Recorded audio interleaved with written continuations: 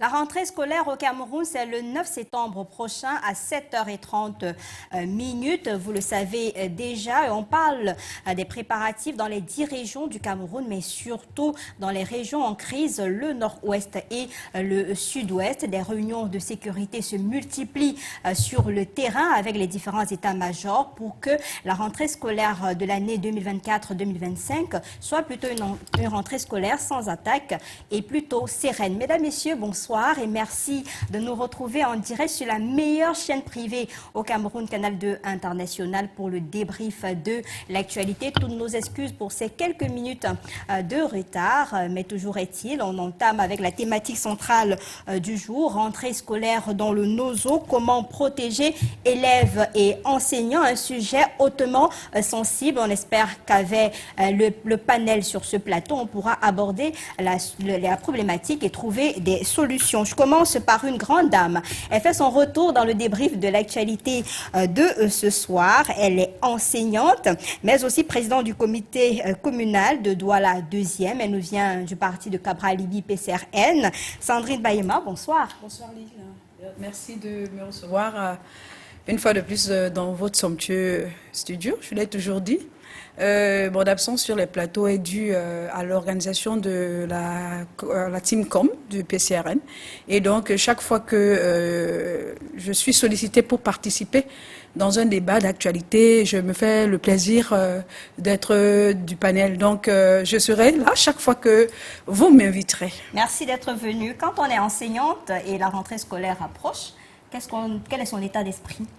Écoutez, l'enseignement, c'est un métier tellement, je veux dire, glorieux, qui nous prend parfois à la maison, au travail, même dans notre sommeil. Notre volonté, c'est de bien faire. Donc, lorsqu'on est enseignant, et surtout femme, lorsque la rentrée scolaire pointe à l'horizon, notre souhait, c'est de faire mieux que l'année précédente. Donc, actuellement, nous sommes déjà en train de prendre des services dans les différents établissements de la place et j'espère que le résultat dans les examens de l'année dernière pourra être résolu d'une certaine autre façon à travers les séminaires de renforcement de capacités. Et bon, nous sommes là, nous sommes tout prêts déjà, avant même la date de la rentrée qui est le 9, nous sommes au taquet. Vous avez déjà votre rentrée scolaire. Merci d'être venu sur le plateau du débrief de l'actualité. Lui également, il fait son grand retour dans le débrief de l'actualité. Acteur politique du Rassemblement démocratique du peuple camerounais. Il porte la voix du régime en place sur ce plateau. Basile Etogo, bonsoir. Bonsoir Lille, bonsoir à tous les co-discutants. C'est un plaisir d'être convié une fois encore à cette émission, à l'effet, n'est-ce pas, de porter la voix de la communication des RDPC. Merci d'être venu. Avocat au barreau du Cameroun, conseiller juridique national au sein du Social Democratic Front, Maître Paul Pailleret, bonsoir et bienvenue. Bonsoir Lille, bonsoir aux co-panélistes, bonsoir aux téléspectateurs. Une fois de plus, je suis honoré, je me sens fier chez vous. Je me sens toujours à l'aise, souvent, sauf que votre émission parfois est comme si elle était courte, parce que quand je veux me déployer, c'est là où on dit que... Les bonnes choses ne mettent pas long, on l'a toujours dit. Ici, on est précis et concis, on espère qu'on aura Augustine Wendoum, journaliste, tout à l'heure, avant la fin de ce programme. Alors, on évoque rapidement donc la thématique. Sandrine, on parle beaucoup des préparatifs dans les 10 régions du Cameroun, mais dans le nord-ouest et le sud-ouest, la question demeure, est-ce qu'il y aura finalement la rentrée scolaire de l'année 2024-2025, même si on sait qu'il y a eu des réunions de sécurité jusqu'à hier, notamment dans la ville de Bouéa. Vous, comment est-ce que vous entrevoyez cette année la rentrée scolaire dans ces zones en crise? Écoutez, le souhait de mon parti et de l'ensemble des populations du Cameroun, c'est que enfin, l'école reprenne cité dans les zones du nord-ouest et du sud-ouest. Depuis 2016 que cette crise a commencé, nous sommes bientôt à 7 ans, 8 ans de crise. Les populations de cette zone du pays ont beaucoup souffert, et surtout les jeunes en âge de scolarité, ainsi que les parents qui veulent absolument que leurs enfants puissent avoir des connaissances nécessaires pour en faire des citoyens modèles demain. Donc, lorsque nous pensons que l'année va encore commencer et que la crise perdure, et la crise n'est pas terminée, bien sûr qu'il y a accalmie, c'est toujours avec un pincement au cœur et beaucoup d'interrogations que nous nous demandons comment est-ce que les gens de cette zone vont pouvoir aborder après les années qui sont passées et les désastres que beaucoup de familles ont courus, qui ont amené beaucoup de ces populations à partir de leur village de naissance, de leur ville d'origine, pour pouvoir aller ailleurs, pour trouver enfin une place dans un établissement. Pour nous, c'est toujours un pincement au cœur. Nous demandons si les résolutions aujourd'hui qui sont prises à travers les réunions de sécurité vont pouvoir encadrer la jeunesse, les parents, qui envoient leurs enfants à l'école pour qu'il y ait une rentrée sans heurte. Ça, c'est l'interrogation que nous nous posons.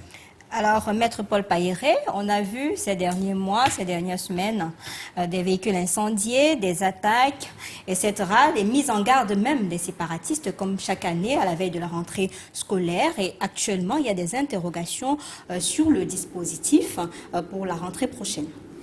Vraiment, cette crise depuis 2016, ce n'est pas si facile que la rentrée se passe bien, où l'année scolaire se passe bien. Nous connaissons tous les incidents qu'on a eus dans cette zone. À tout moment, il y a toujours eu ce problème que certains partis d'opposition, surtout que le SDF, tu as toujours imploré qu'il y ait un dialogue sérieux, un vrai dialogue, parce que on connaît le nombre d'élèves, le nombre d'enseignants qui ont été éliminés là-bas par les sécessionnistes, par les Ambaboy. Quand on court cette année pour parler des réunions de sécurité, je crois chaque année, année après année, il y a toujours les réunions de sécurité. Et la question demeure, est-ce que cette année, ça va s'améliorer par rapport à l'année passée ou l'année surpassée? On se pose la question parce que là, à voir, c'est que, comme vous l'avez dit, tout dernièrement à Bamenda, c'était vraiment, on se disait que s'il y avait accalmie. Donc, il y a comme si de temps en temps, accalmie et les gars se préparent pour revenir encore plus fort. Donc, il y a encore beaucoup de peur dans les cœurs des Camerounais. C'est là où on se pose la question, est-ce que cette fois-ci, ça va aller? On a parlé de Basse School et tout le temps. On a fait tout cela, on a fait cette politique pour essayer d'encourager les parents. Et quand nous regardons à l'heure actuelle que dans nos villes que nous sommes, où nous sommes, la population de nos frères, je dis pas, je ne parle pas comme si c'était différent de moi-même. Je suis même presque quelqu'un de Tombelle. Je suis avec des parents qui étaient anglophones et tout consort. Ça nous fait mal au cœur de voir que jusqu'à l'heure actuelle, les gens qui sont venus pour se cacher ici, ils n'éprouvent plus un certain goût pour rentrer. Vous voyez un peu qu'il y a une certaine peur. Et nous continuons à interroger le système, le régime en place. Il faut un vrai dialogue. Il faut continuer. J'ai l'habitude de dire qu'on ne peut pas être chiche dans le dialogue. Quand des choses commencent à se gâter de cette manière, on a fait un grand dialogue, c'était jamais pas. Certains sont parlés, d'autres sont allés. Pourquoi ne pas faire autant de dialogue et permettre surtout aux anglophones de pouvoir se parler entre eux? La All Anglophone Conference qu'on a un peu interrompu jusqu'à ce que le cardinal meure sans pouvoir réunir ces gens. Ça nous fait toujours, on a soif que la paix revienne dans cette zone. Basile, il y a le mot d'ordre lancé de menace par les séparatistes il y a quelques jours seulement. Il y a des parents qui restent inquiets dans les régions en crise malgré les assurances des forces de sécurité, des autorités en place. Mais quand on regarde le regain de ces derniers temps, au regard après l'accalmie évoquée, on se pose toujours et toujours des questions. La rentrée, c'est le 9. On a vu des enfants qui ont été pratiquement assassinés, entre guillemets, parce que les parents sont entêtés pour amener les enfants à l'école. Et cette année, qu'est-ce qui peut bien rassurer les parents que la sécurité autour des écoles et autres, ça pourra aller?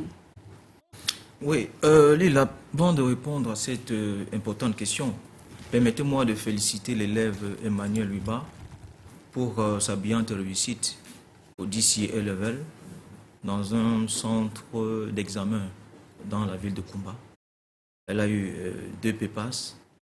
Lors de son interview dans une chaîne concurrente, elle a dit que malgré les obstacles qui ont été mis en place sur son chemin de l'école par les groupes armés, elle a gardé la détermination, elle a persévéré dans cet élan-là. Et aujourd'hui, elle souhaite faire des études d'ingénieur à l'effet d'être la première femme fabricante des véhicules made in Cameroun. Ça, c'est quelque chose qu'il faut féliciter. Lorsque j'ai vu cet enfant, cette jeune fille parler, j'ai vu en elle la détermination des populations de ce côté-là à continuer à vivre malgré les difficultés de sécurité qui subsistent de temps en temps. Et il faut dire que cela était possible par l'action de deux entités que je voudrais rendre hommage ici. La première entité, n'est-ce pas, ce sont les enseignants. Il faut les rendre hommage. Donner le savoir dans des conditions aussi difficiles, il faut beaucoup de courage. La deuxième entité, n'est-ce pas, ce sont les forces de défense et de sécurité qui, tout au long de cette année scolaire, n'ont manqué d'apporter la sécurité et la sécurisation des biens et des personnes et qui ont permis, en fin de compte, que l'élève Emmanuel Luba, que je félicite une fois encore, elle est chanceuse, les autres n'ont pas eu cette chance-là, puisse avoir réussi à son examen. Maintenant, pour répondre à votre question, il faut dire que la sécurité se porte sur deux plans. Il y a la sécurité à l'intérieur de l'établissement et il y a la sécurité hors de l'établissement. À l'intérieur de l'établissement, nous avons souvent pour habitude de voir lors de l'entrée dans les salles de classe les fouilles au corps. Nous avons souvent l'habitude de voir les fouilles des salles de classe à l'effet de voir s'il n'y a pas des substances ou bien des outils qui sont susceptibles à blesser ou à nuire à la tranquillité des élèves. Et il faut notamment de la discipline. Sur le plan de la discipline, il y a deux facteurs qu'il faut convoquer. Le premier facteur, ce sont les parents. Nous ne le dirons jamais assez. La discipline d'un enfant commence d'abord par la maison. Dans une zone en crise, comment on fait? Même si c'est dans une zone en crise, ça ne manque pas. Il faut toujours éduquer l'enfant, il faut toujours amener l'enfant à avoir une hygiène de vie disciplinée. Et maintenant, le deuxième élément sur lequel il faut s'appesantir, c'est la discipline au sein de l'établissement scolaire. Et pour cela, je pense que les chargés de discipline, que ce soit les censeurs, les surveillants généraux, ont souvent l'habitude de gérer ces genres de situations. En ce qui concerne la discipline hors des établissements scolaires, là, je veux convoquer une notion très importante dans le préambule de la Constitution qui dispose que tous les citoyens contribuent à la défense de la patrie. Cela voudrait dire que nous tous, nous devons être un gendarme, nous devons être un policier, à le fait, n'est-ce pas, de collaborer avec conviction et efficacité avec les forces de défense et de sécurité, parce qu'aucune armée au monde ne peut avoir de victoire sans la collaboration des populations. D'accord, Sandrine, quand on écoute Basile parler, on a l'impression qu'il ne vit pas ou il ne maîtrise pas les réalités d'une zone en crise. On a vu les parents transcender les ghost towns, on a vu les parents, avec la collaboration des forces de maintien de l'ordre et le discours des pouvoirs publics, décider d'aller avec les enfants, mais à la fin, on a retrouvé des cadavres entre les mains, dans un contexte pareil. Je ne sais pas pourquoi le gouvernement de la République tente de mettre en avant l'accessoire par rapport au principal. Nous connaissons pourquoi la crise anglophone existe. Beaucoup de solutions lors du grand dialogue national ont été prises pour pouvoir mettre un terme à la crise, bien que certains sons de cloche disent que les personnes qui devaient assister à ce grand dialogue n'ont pas été celles-là, parce que n'étant pas sûres d'être relâchées après le grand dialogue. Donc, il n'y avait pas eu les conditions nécessaires d'un grand dialogue. Donc, les résolutions prises lors de ce grand dialogue, jusqu'à aujourd'hui, n'ont pas pris effet sur le terrain de façon claire et précise. Et on ne sait pas pourquoi l'Assemblée nationale, qui était encore tout récemment en session, n'a toujours pas mis cette crise à l'ordre du jour dans les débats pour que des vraies résolutions soient prises pour pouvoir attaquer le système des rentrées scolaires dans la zone du nord-ouest et du sud-ouest. On a l'impression qu'il survole chaque fois cette crise. On dirait que c'est une patate chaude. Personne ne veut y toucher parce qu'on ne veut pas, dans la profondeur, trouver des solutions idoines pour mettre un terme à la crise. Alors, nous posons toujours la question, pour qui l'Assemblée nationale roule? Est-ce que ce n'est pas pour des Camerounais? Parce que cette crise, il faut aujourd'hui qu'on trouve une solution, il faut qu'on revienne sur les résolutions de la crise du grand dialogue et qu'on les mette en application en rajoutant ce qui n'a pas été dit comme il fallait. Alors, il y a beaucoup de revendications qui ont été faites. Mais jusqu'à aujourd'hui, les revendications ne touchent même pas réellement les causes de la crise anglophone. C'est-à-dire le fédéralisme, on ne veut pas y penser, on ne veut pas y toucher. La décentralisation aboutie, n'est toujours pas effective au Cameroun. On a créé une chambre des comptes, des chiefs et des représentants qui ne joue pas son vrai rôle par rapport au rôle que jouait cette chambre en 1961, lorsqu'il y a eu la création de l'État fédéral. Donc, on ne touche pas au fond les problèmes de la crise anglophone pour pouvoir trouver des solutions. Cette crise est une crise identitaire qui a abouti à une crise, éducative. Parce que la volonté de protéger l'identité anglophone, qui jusqu'à aujourd'hui est l'une des raisons qui poussent les séparatistes et certaines d'autres personnes, les personnalités politiques, les leaders anglophones, n'a pas toujours été étayée. Parce qu'il y a un problème, la francophonisation des anglophones. C'est ce qu'ils combattent. Ils ne veulent pas cela. Alors comment est-ce qu'on peut aujourd'hui imposer une rentrée alors que l'éducation est selon eux, une cause de cette francophonisation. Et donc, il faut qu'on débatte des vrais problèmes pour pouvoir trouver des vraies solutions à la crise. Maître Paul Payéré, qu'est-ce qu'on fait de la menace des séparatistes à cette veille de rentrée scolaire? Basile parlait de comment vivre, de vivre ensemble, de collaborer, mais comment vivre quand la menace perdure sur le terrain? On a eu des tracts, on a eu des messages sur les réseaux sociaux et, que vous le vouliez ou non, les élèves, les parents prennent peur. Et il y a des réunions de sécurité, mais jusque-là, les élèves et les parents ont peur. Oui, vous voyez, les tracts et tout ce qui poste dans les réseaux sociaux et même sur le terrain, ce n'est pas un phénomène nouveau. Nous le savons que chaque année, c'est comme ça. Et quand ils le disent, par la suite, ils frappent toujours. Donc, il y a un sérieux problème. Je sais, Basile, tout à l'heure, a parlé de la discipline. On peut faire la discipline dans une zone de guerre. La discipline commencera où? À la maison, sur le chemin, à l'école. Bon, on peut discipliner des gens. Mais est-ce que ces séparatistes, quand ils veulent frapper, est-ce qu'ils ont vraiment du cœur pour le faire? Nous avons vu des enfants qu'on a éventrés et tout qu'on sort. Et chaque année, c'est ça qui se passe. Donc, ce n'est pas facile. Réunion de sécurité, c'est bien beau de faire cela. Tous les années, il y a réunion de sécurité. Et est-ce que ça aboutit à pouvoir pacifier? Est-ce que chaque élève ou chaque enseignant peut être escorté par un homme en tenue? C'est que tout le Cameroun, tous les soldats camerounais vont aller dans le Nozo pour escorter ces Camerounais en devenir qui se forment et les enseignants qui se saignent. Nous sommes avec une dame enseignante ici.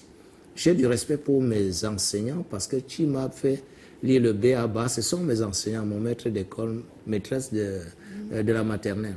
Mais est-ce que vraiment ces gens ont du cœur pour ces enseignants? Il n'y a pas du cœur. Ils abattent comme ils peuvent. Même si les sous-préfets à ce niveau sont escortés, ils sont enlevés abattus avec leur garde de corps. Vraiment, le Cameroun, ça devrait amener à penser autrement. Là où on se trouve, cette rentrée, avec tout ce qui se passe avec les menaces des tracts et tout consort, ça risque d'être toujours comme avant. Ce qui nous amène, nous interpelle à pouvoir faire autrement. Essayer de voir comment résoudre cette crise. Parce que nous connaissons même cette crise.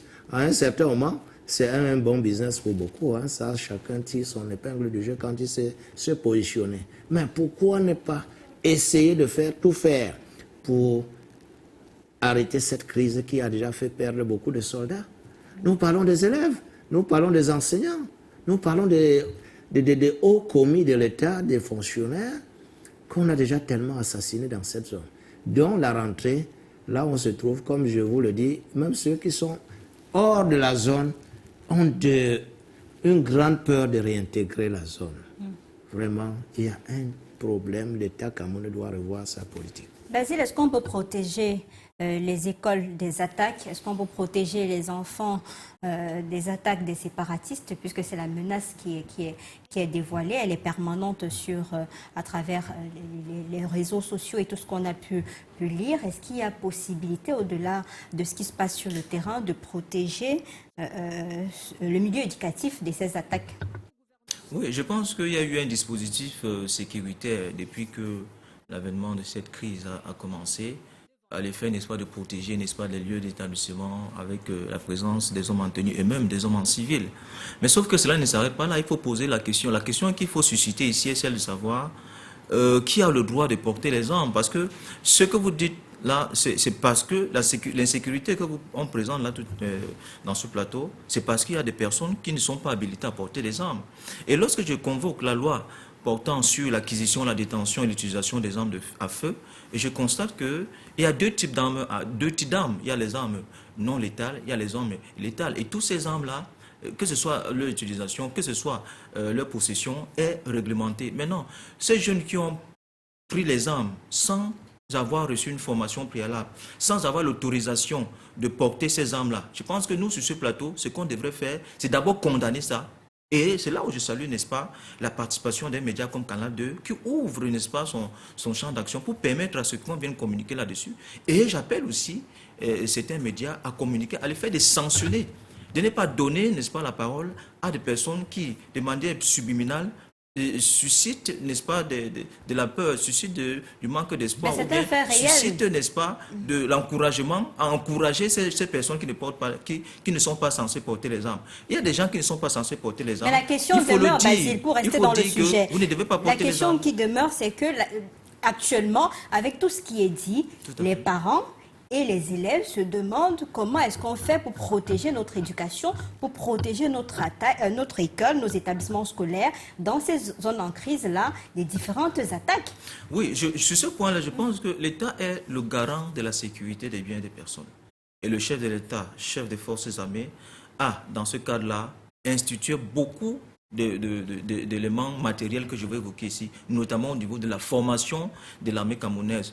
Aujourd'hui, nous sommes tous contents de notre armée camerounaise qui est parmi les armées les mieux formées dans la zone sud-saharienne, ça il faut le dire, et qui a même la meilleure logistique. Je parle en termes de formation, l'armée camerounaise aujourd'hui, vous pouvez vous-même voir les différents communiqués qui sont produits par le capitaine de vaisseau à Tonfac. Vous voyez dans la main d'écriture de la personne, vous comprenez que l'armée camerounaise, c'est une armée seulement qui porte les casques et les bottes. On croyait que ce n'est que des gens qui n'ont pas de cerveau. Aujourd'hui, l'armée camerounaise est une armée qui est parfaitement formée et qui n'a rien à voir avec les puissances étrangères. Et nous devons faire confiance à notre armée. J'ai dit, et je le redis ici, même les États-Unis, dans le cadre de la sécurisation ou bien dans le théâtre des opérations à l'extérieur, ne peut vaincre l'ennemi que par la collaboration, que par le renseignement. Ici, il faut convoquer le renseignement humain. Le renseignement humain, ce sont les personnes comme nous. Nous sommes dans les quartiers, nous savons qui est étrangers au quartier, nous savons qui est bandit dans les quartiers et nous les protégeons. C'est ça la réalité que nous vivons souvent dans ces quartiers. Et ce que nous disons ici, le distinguo dans une zone normale et une zone en crise. Non, même dans les zones en crise, ces personnes qui font ça, ils le font nuitamment, ça veut dire qu'ils le font dans la nuit et le matin, ils sont au sein de la population et les populations aujourd'hui sont en train de collaborer, en train de les dénoncer. Je fais le parallèle avec une image qui a circulé dans les réseaux sociaux où des groupes de comités de vigilance ont attrapé à main nue un bandit et l'ont transporté au niveau du BI. Il y a des messages qui arrivent sur nos différentes plateformes concernant la thématique. Bonsoir Lille. Une chose est d'appeler les populations à la collaboration avec les forces de défense et une autre est de protéger les dites populations afin d'éviter un climat de règlement de compte.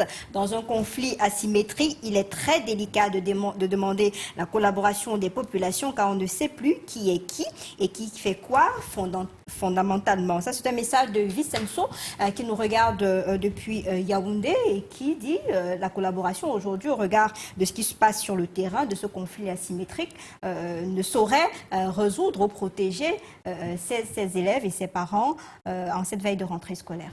Effectivement, le rôle de l'État, c'est de donner aux citoyens les conditions idoines pour leur épanouissement.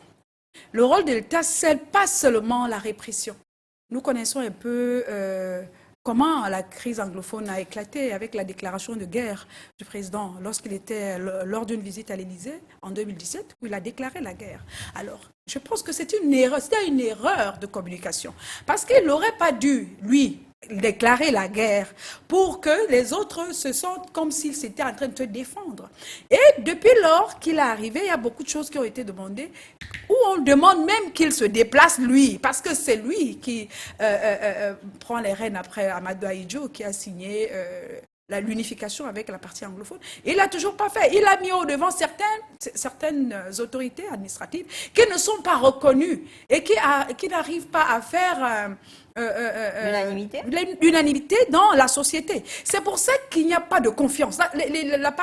Certaines parties anglophones n'a pas toujours été mise en confiance pour pouvoir collaborer sereinement avec les forces de l'ordre. Parce qu'il y a un discours des sécessionnistes qui a été passé pendant un certain temps et les gens se sont intériorisés ce discours, se disant qu'après cette guerre, ils auront enfin leur autonomie. Et parallèlement, un autre discours qui aurait été celui de les mettre en confiance pour leur dire que, écoutez, c'est pas forcément l'autonomie que vous aurez avec les sécessionnistes, mais avec nous, voilà ce que nous vous proposons. Le fédéralisme ou, je sais pas, un autre système de décentralisation.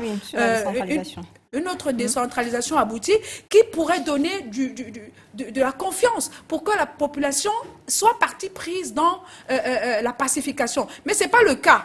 On a mis des forces de l'ordre qui font un travail extraordinairement performant pour une armée, mais ce n'est pas la solution, parce que si la population n'a pas toujours collaboré pour qu'ensemble, on mette hors d'état de nuire les sécessionnistes qui sont parfois leurs enfants, leurs frères, leurs cousins, vous voyez que ce sera difficile, ou c'est difficile, pour pouvoir mettre un terme à la crise anglophone.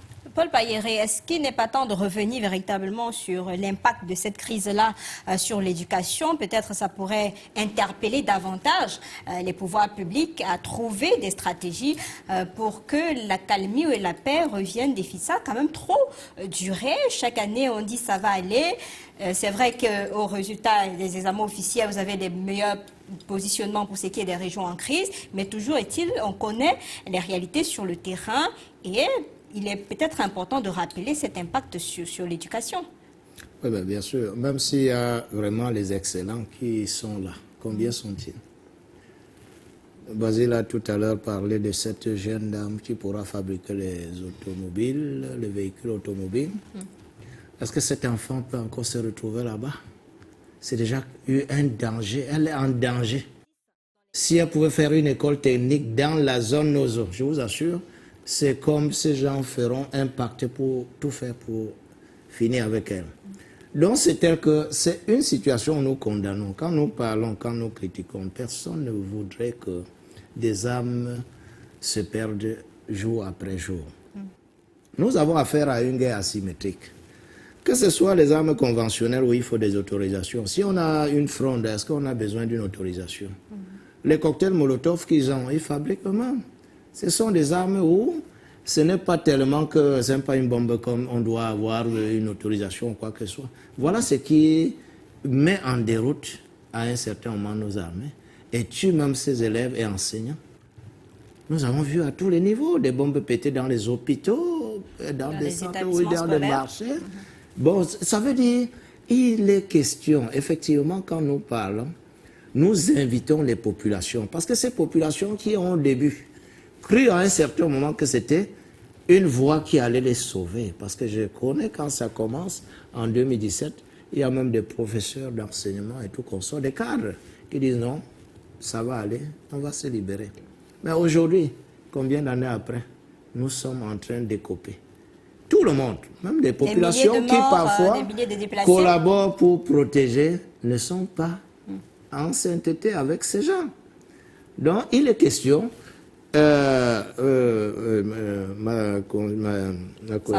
Sandrine tout à l'heure a parlé d'un problème. Pourquoi ce débat? Pourquoi à l'Assemblée on ne met pas ce problème sur la table? On évite toujours, parce que l'Assemblée que nous avons, quand nous votons les députés, c'est par eux qu'on doit aller. Le SDF s'est battu plusieurs fois pour essayer de faire inscrire le problème anglophone. Mais malheureusement, le nombre est infiniment relatif par rapport à la grande majorité de mon confrère et Toga. Ça fait que quand on veut mettre un problème aussi important de la nation sur la table, on ne devrait même plus regarder la coloration politique parce que là où on se trouve, il y a danger. Les populations, tout le monde confondu. Quand on tue dans le nozo, on ne demande pas si tu es RDPCiste ou quoi que ce soit. Il y a même des apolitiques qui sont là. Et ils payent beaucoup. Innocents. Des innocents, ils ne sont pas alignés dans une faction, mais ils payent plus. Donc il est question vraiment, l'État doit tout faire, relancer le dialogue. Parce que là, cette année est toujours restée, cette année scolaire est toujours risquée. C'est risqué. Je ne suis pas là, je ne lis pas dans la boule de neige. Mais je dis, avoir l'ambiance, l'engouement, avec nos frères qui sont aussi. Rares sont ceux qui pensent encore intégrer le village. Ils sont en train d'inscrire leurs enfants ici. Et les menaces vont même jusqu'à arriver à certains ici. Tout à fait. Les appels téléphoniques aussi. Et pour ceux qui ont réussi à envoyer les enfants en vacances dans le nord-ouest et le sud-ouest, il y a des tickets qu'il faut payer pour permettre aux enfants de retourner dans leur ville respective. Et un message pour vous. Bonsoir Lille, bonsoir à tous, bonsoir Grand Basile. Nous n'avons plus besoin des discours, mais des actes forts.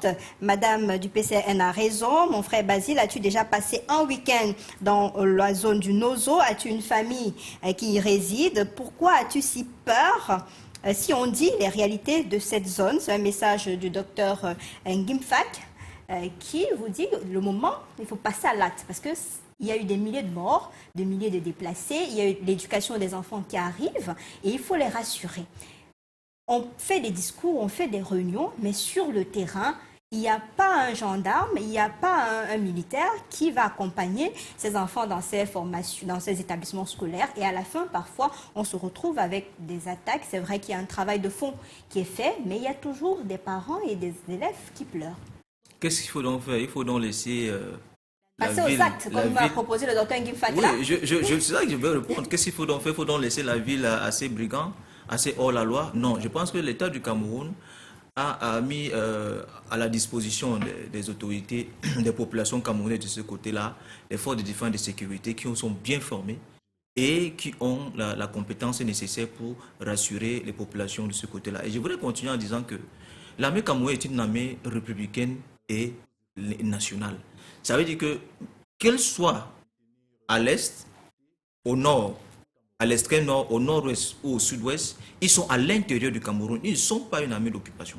Donc ne donnons pas le sentiment que, comme certaines personnes le pensent, que l'armée camerounaise ne devrait pas s'y trouver là-bas. Non, ils sont dans le cadre de la sécurisation. Ce n'est pas le débat. Maintenant, on est dans une protection, on a une rentrée scolaire, il y a une menace des séparatistes, il y a des discours à l'endroit des parents et des élèves. À ce moment précis, qu'est-ce qu'on fait pour rassurer ces parents, ces élèves-là, que le 9 septembre prochain, il n'y aura pas de risque pour aller dans les formations? Personne ne vient sur le débat de l'armée, de sa position dans le Nozo ou pas. Ce n'est pas là le débat.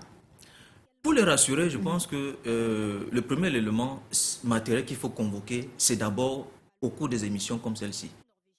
Leur dit que l'État du Cameroun est pleinement conscient de ce qui se passe là-bas, et que d'énormes moyens ont été mis à la disposition, n'est-ce pas, pour la sécurité de cette zone-là. Il faut le dire. Et il faut appeler les populations, n'est-ce pas, à collaborer. Il faut une collaboration franche. En 2016, lorsque cette crise a commencé, je pense que les populations avaient un écho favorable à l'appel de ces gens, de ces leaders sécessionnistes, de ces leaders terroristes. Ils avaient un écho favorable. Mais aujourd'hui, on se rend compte que les populations se sentent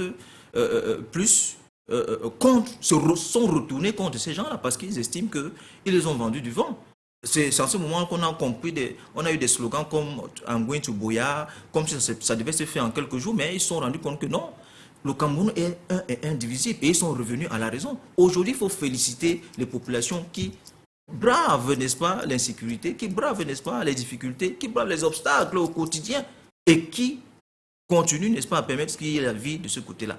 Et pour ma part, je pense que pour permettre à ce qu'il y ait véritablement une alchimie, une rentrée scolaire effective là-bas, je pense que l'État devait réfléchir à des moyens comme permettre la gratuité de l'éducation de ce côté-là, que ce soit dans les lycées, et voir même si dans certains collèges, je parlais de gratuité de façon globale.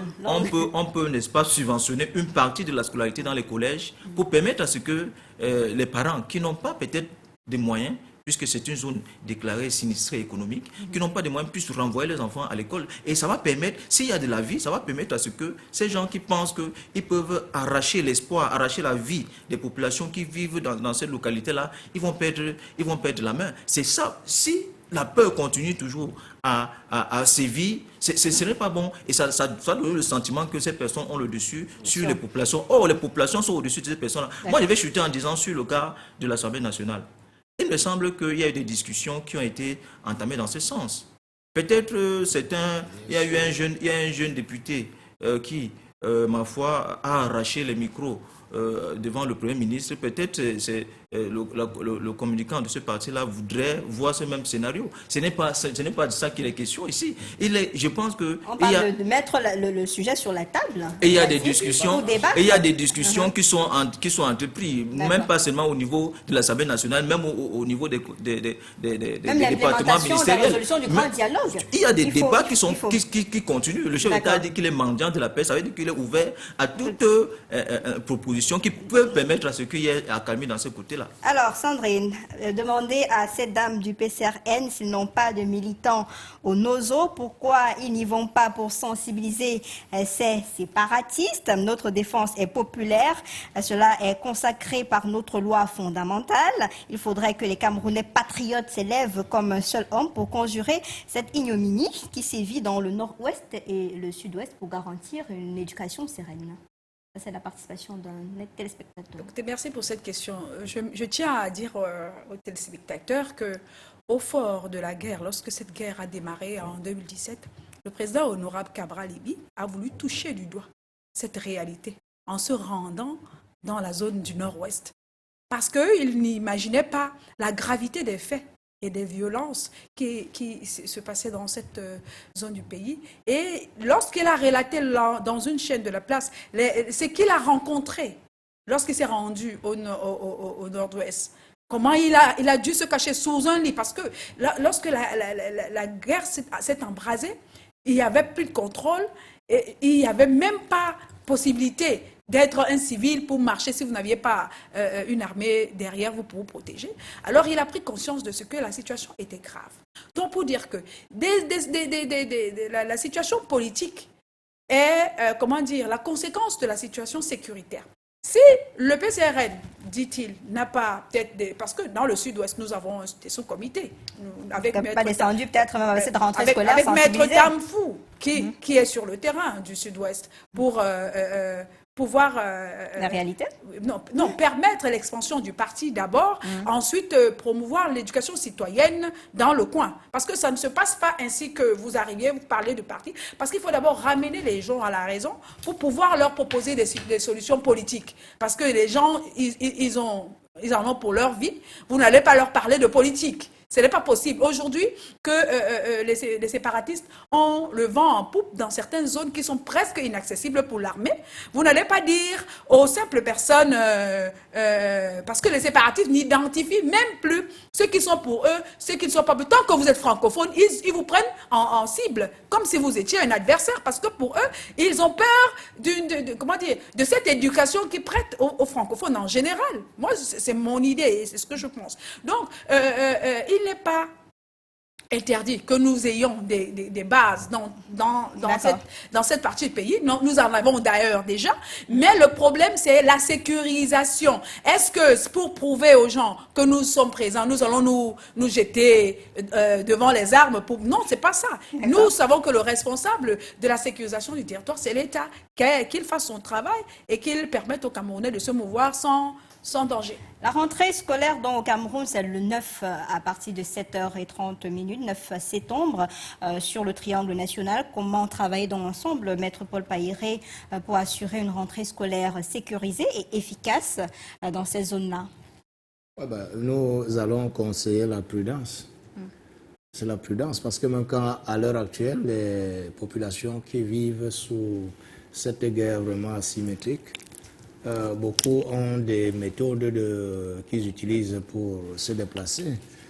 Nous allons dire vraiment appeler aussi à nos frères qui sont dans les bourses pour revendiquer que ce serait mieux qu'ils sortent. Le lundi continue. Lundi, c'est le Gostan, il ne faut pas Le oublier. Gostan, je sais. On sait qu'on a incendié les taxis, les cargos et tout ça le lundi parce que les gars n'ont pas respecté le Gostan. Et lundi, c'est la rentrée scolaire, il sera le Gostan. C'est pourquoi on dit au système en place d'utiliser autre méthode. C'est-à-dire les questions d'interpeller. Comme nous parlons, nous sensibilisons. Parce qu'en fait, la guerre, ce n'est pas une bonne chose. Pas du tout. Si à un certain moment, vous avez vu que ce soit mon chairman actuel, bon, le mot chairman, on s'assied toujours au chairman de regretter, mais moi, bon, mon président national du Yazia, vous avez vu à un certain moment, il était obligé, quand on parlait de mendiant, l'appel à lui-même, il est allé jusqu'à un certain niveau où il fallait qu'il s'associe avec certains députés RDPC pour essayer de voir. Parce que le financement de cette guerre sortant de l'extérieur, il fallait faire quelque chose. Bon, certains ont vu cela d'un mauvais œil. Mais alors que c'est très bien ce qu'il a pu poser comme acte et que je continue à soutenir jusqu'à aujourd'hui, il est question à un certain moment, les financements qui sont ailleurs, si on peut. Parce que ces gens aujourd'hui ont traîné les populations au point que les gens ont cru, ils ont rêvé. Aujourd'hui, depuis 2017-2016, nous sommes à combien d'années? On n'arrive pas. Revenons avec le dialogue, comme il y a eu des résolutions fortes, il y a eu des choses, parce que la réunion n'a pas toujours accouché d'une souris, comme certains ont dit. C'est plutôt l'implémentation de ce qui s'est passé. Si on implémentait tout ce qui était là, beaucoup de choses auraient évolué. Qu'on continue avec le dialogue et qu'on continue à sensibiliser. Nous sommes là pas pour dire qu'on encense la guerre. On est là pour dire l'école. S'il n'y a pas école, on devient abruti. Si il n'y avait pas peut-être le côté francophone pour accueillir beaucoup. Vous voyez aujourd'hui, les populations pour les écoles anglophones, c'est tellement, et les prix ne font que monter. Est-ce qu'ils sont à l'aise pour payer? Nous sommes même à l'aise ici de ce côté. Il est question qu'on se comprenne, qu'on essaie de voir dans quelle mesure se surveiller, être sage, dénoncer à un certain moment. C'est vrai, la solution dans cette crise ne peut pas être la solution armée. Parce qu'on a expérimenté ça depuis 2016 jusqu'à aujourd'hui. Ils font semblant de ce terme, ressortent très violemment. Et font des dégâts très graves. Donc vraiment, il est question qu'on continue à pouvoir chercher les voies et moyens par le dialogue. Peut-être éviter de minimiser les sorties de ces séparatistes-là et ressortir les résolutions du grand dialogue des tiroirs et pouvoir, pour une fois, les implémenter. 2025 arrive avec tous les enjeux et parmi ces enjeux, il y a l'éducation, il y a le retour de la paix dans le Nozo.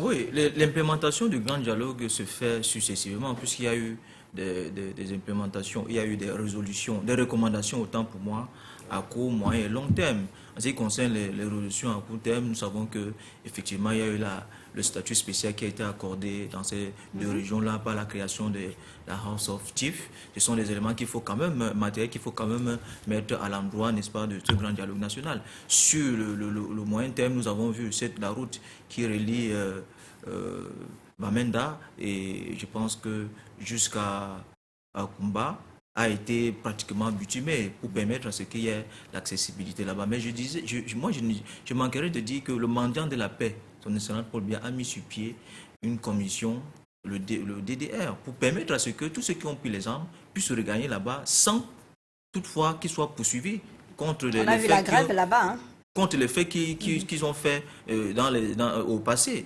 Quand vous regagnez les centres de détention et de démobilisation, vous n'êtes plus poursuivi par des délits que vous avez passés antérieurement. Donc il faut encourager ces jeunes à y entrer et à déposer les armes. Et par ailleurs, je crois qu'il est important aussi de saluer la détermination du peuple camerounais. L'État ne peut pas être pris en otage par des personnes qui ont pris illégalement des armes. Non, on ne peut pas. Mais ce ne sont pas les étrangers, ce sont des Camerounais, ce sont les enfants de la République. Même si ce sont des Camerounais ou des étrangers, L'État ne peut pas être pris en otage par des gens qui ne sont pas habilités à porter les armes. Et sur ce point-là, l'armée camerounaise est en train d'abattre un travail de fourmi pour essayer de sécuriser ces zones-là. Et aujourd'hui, nous avons vu que ce ne sont plus les attaques comme avant où c'était des attaques classées. Maintenant, ils font des attaques sporadiques. Ils sortent de la brousse, viennent attaquer, ils repartent en brousse. Et aujourd'hui, il y a tout un travail qu'il faut faire.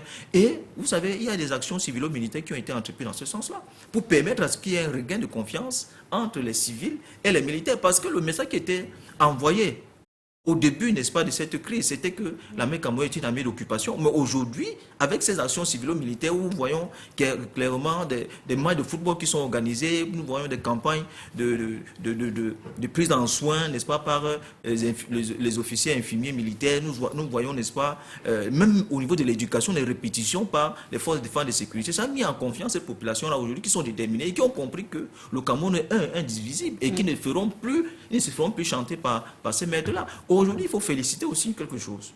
L'administration Biden aujourd'hui, qui collabore.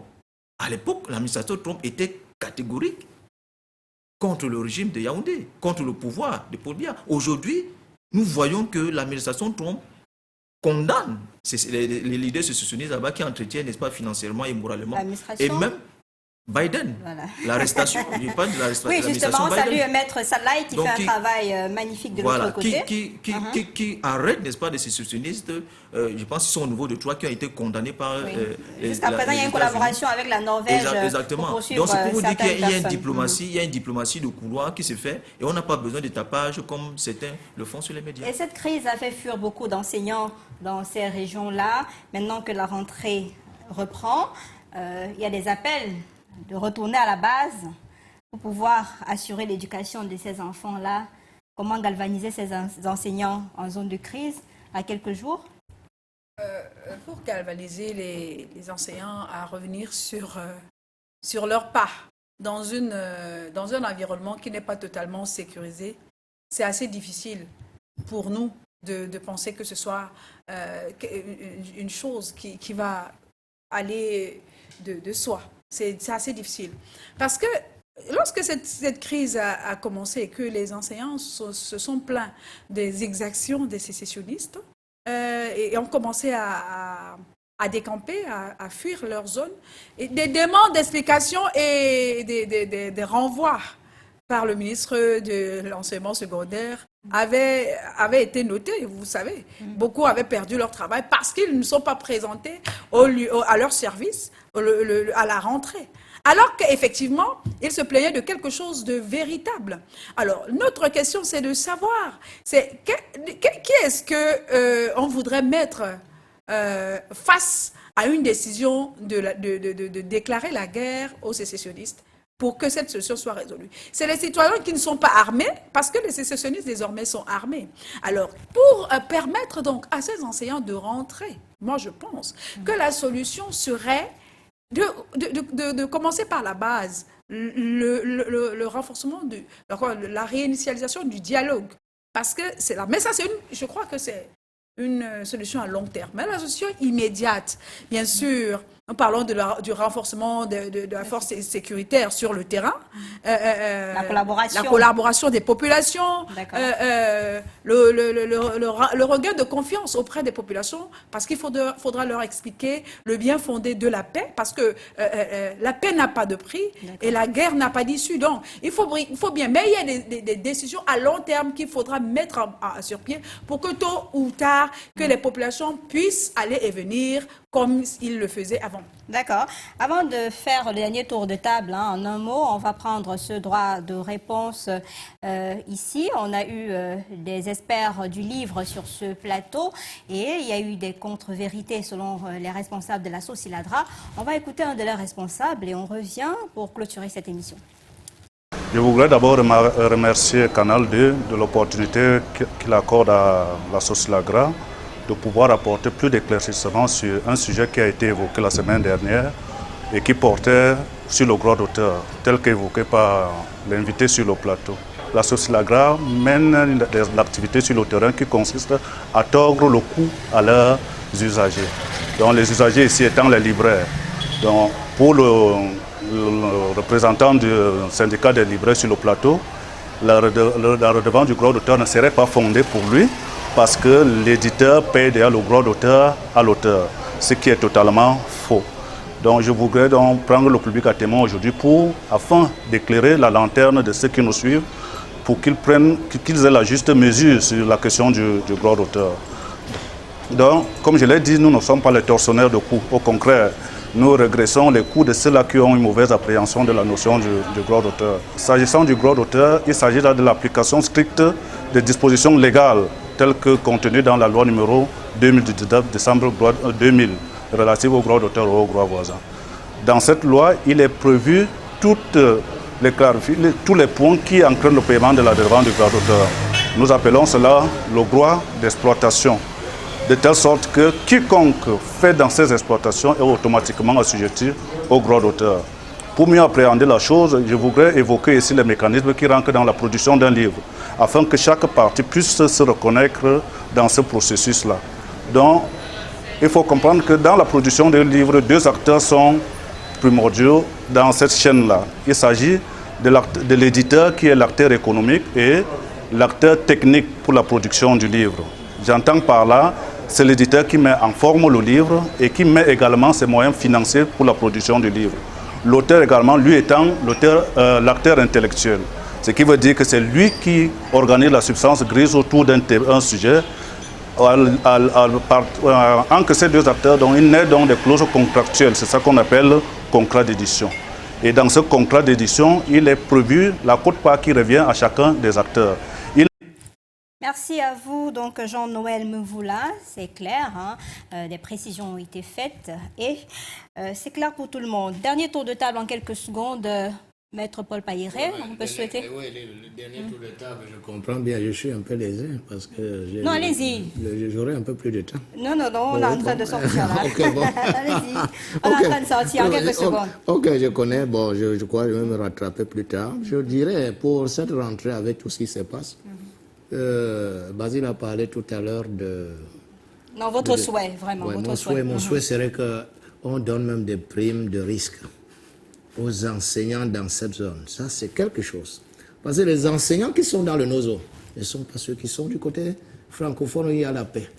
Il faudrait vraiment, pour les encourager, donner des primes de risque et pendant que la sécurité joue son rôle. D'accord. Alors, Basile...